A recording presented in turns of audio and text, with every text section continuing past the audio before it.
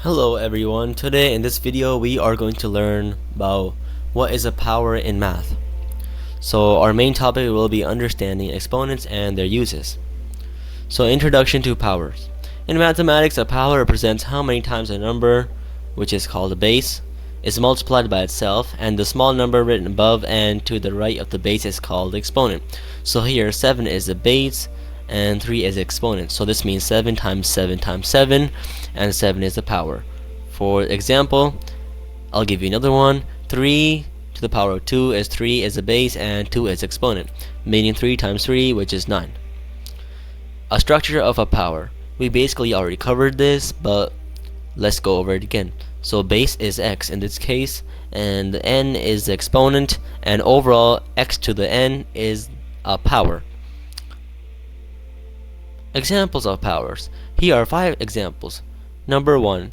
2 to the power of 3 is 2 times 2 times 2, which is 8. 5 to the power of 2 is 5 times 5, which is 25. 10 to the power of 4 is 10 times 10 times 10 times 10, which is 10,000. 4 to the 1 is 4. 7 to the power of 0 is a 1.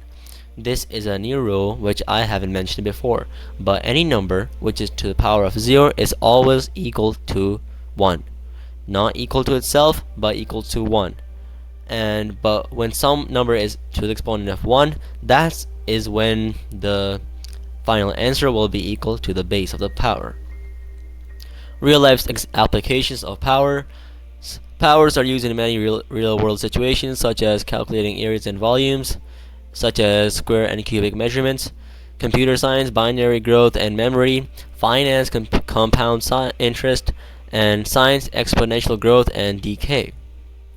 In summary, a power shows repeated multiplication. It consists of a base and an exponent. Powers simplify calculations with large or small numbers. They are widely used in math, science, and technology. Thanks for watching.